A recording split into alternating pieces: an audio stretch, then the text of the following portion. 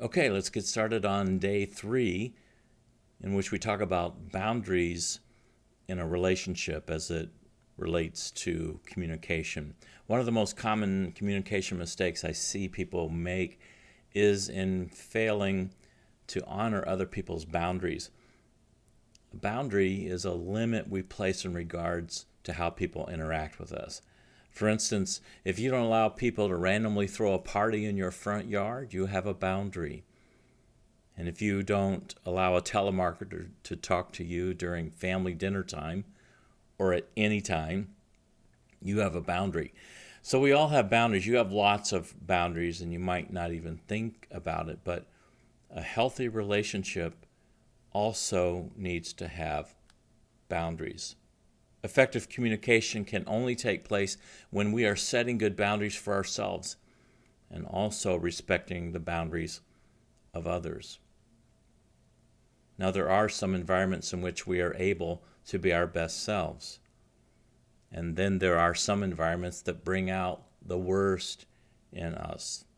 And mature communicators set boundaries that put themselves in situations that bring out their best, not their worst. For example, if you feel like bursting into tears or shouting back when your mate raises their voice, well, it's wise for you to set a boundary around shouting.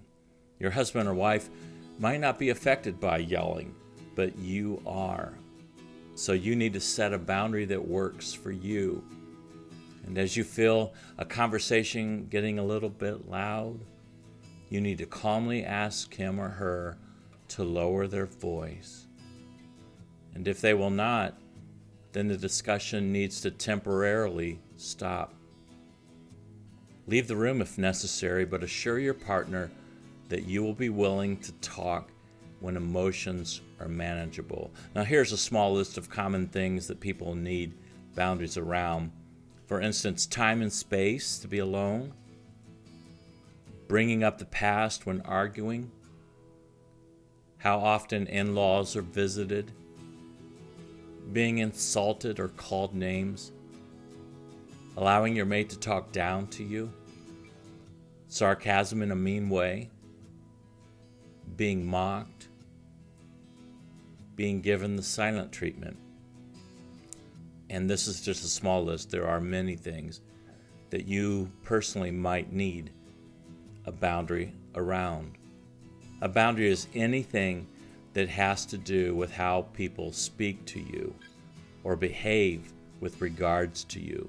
And the key point is that your boundaries have to do with you. But here's the thing. You can't tell your mate what their boundaries are. For instance, you can't set a boundary like, I don't like it when my wife cuts her hair short, because that's your wife's decision, not yours. Or, I don't like it when my husband plays video games instead of spending all his free time with me. This is also not a healthy boundary. These are complaints or objections. Now, ways to properly complain or object will be addressed in the next video.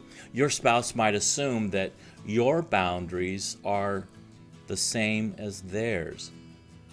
On the other hand, you might assume that your boundaries should be obvious to them.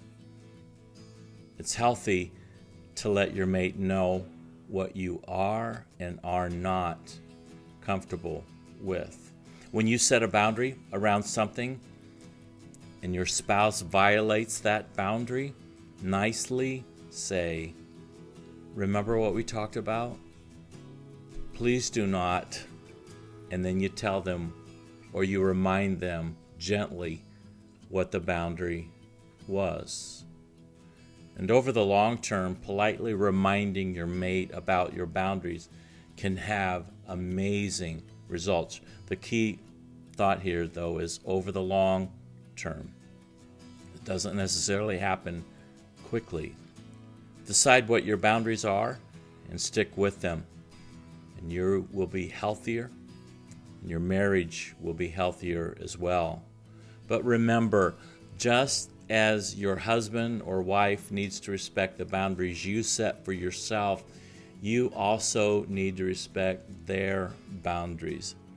The biggest reason people don't respect the boundaries of others is that they think that other people's boundaries are dumb. So back to that shouting example again. Consider a woman who is sensitive to shouting. She marries a man who is loud.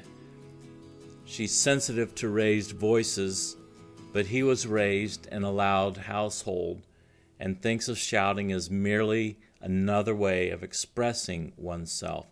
If the husband doesn't know about boundaries, and boundaries are different for him than they are for her, he might privately think that she's just being overly sensitive.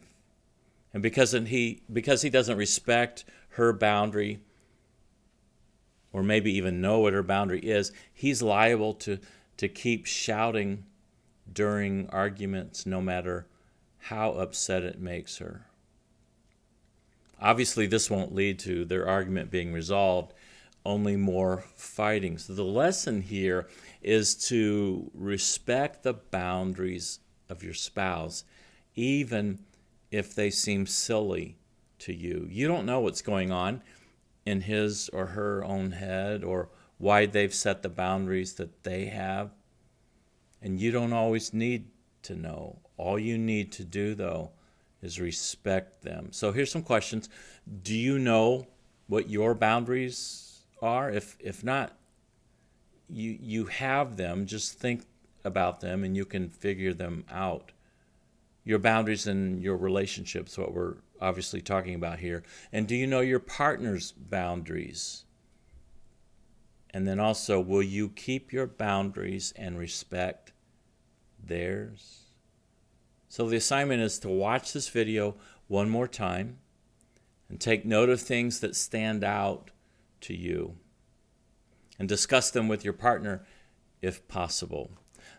Next time in the video, we'll be talking about the subject of complaints or objections. And, there's a way to object with skill and respect, and it will make such a difference in your relationship if you object in a healthy way, as opposed to making demands or starting arguments. So that's it for this video. Again, remember to watch the video again and talk it over with your mate if you can watch it together with them. See you next video.